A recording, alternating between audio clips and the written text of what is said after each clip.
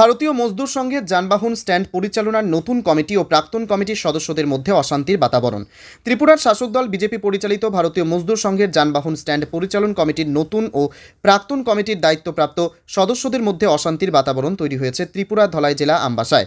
আমবাসা পুর পরিষদের 10 নম্বর ওয়ার্ড কলোনিতে একটি গাড়িতে অগ্নিসংযোগ করার অভিযোগ উঠল দুষ্কৃতীদের বিরুদ্ধে।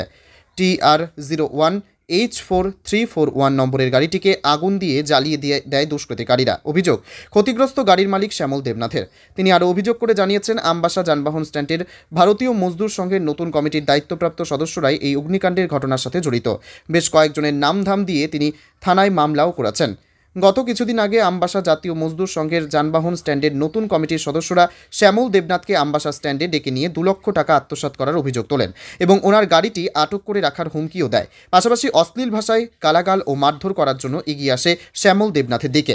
কোনো অভিযোগ ছাড়াই শ্যামল দেবনাথের বিরুদ্ধে টাকা আত্মসাতের অভিযোগ আনা হয় বলে আমবাসা ভারতীয় মজদুর সংঘের যানবাহন স্ট্যান্ডের নতুন কমিটির সদস্যদের বিরুদ্ধে অভিযোগ করে বললেন শ্যামল দেবনাথ।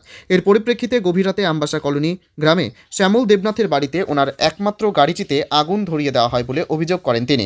ঘটনার খবর পেয়ে আমবাসা থানার পুলিশ ঘটনাস্থলে ছুটে গিয়ে ঘটনার তদন্তে নেমেছেন। এদিকে আমবাসা ভারতীয় মজদুর সংঘের প্রাক্তন ও বর্তমান কমিটির লড়াইয়ের জেরে সর্বশান্ত হয়ে গেল একটি পরিবার। এখন দেখার বিষয় পুলিশ এ বিষয়ে কী পদক্ষেপ গ্রহণ করে।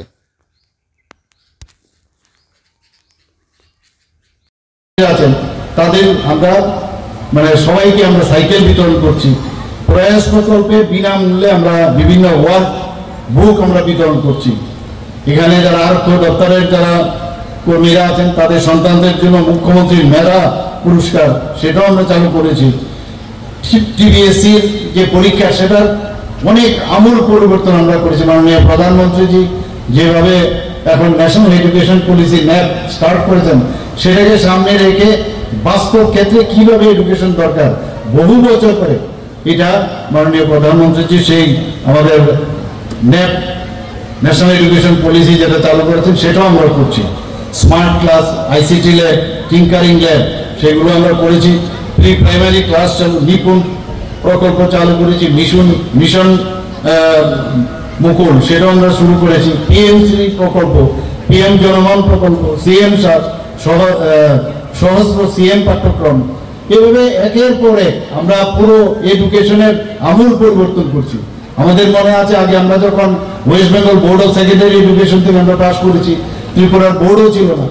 ক্যালকাটা ইউনিভার্সিটি এখানে ছিল, আমাদের ত্রিপুরা ইউনিভার্সিটিও ছিল না, যেটা এখন সেন্ট্রাল ইউনিভার্সিটি হয়েছে। এটা আমূল পরিবর্তন হয়েছে। বাইরের থেকেও মানুষ আসছে এখানে। এডুকেশনের হাব এখানে তৈরি করার আমরা চেষ্টা করছি। বিভিন্ন বিশ্ববিদ্যালয়, প্রাইভেট স্তরেও বিভিন্ন বিশ্ববিদ্যালয় এখানে হচ্ছে। স্কিল ইউনিভার্সিটি হচ্ছে, ওপেন ইউনিভার্সিটি হচ্ছে, ধাম্মাদীপা ইউনিভার্সিটি, ইন্টারন্যাশনাল ধাম্মাদীপা ইউনিভার্সিটি হচ্ছে।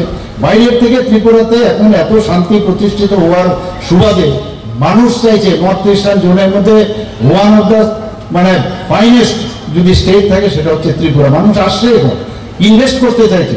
আজকে এখানে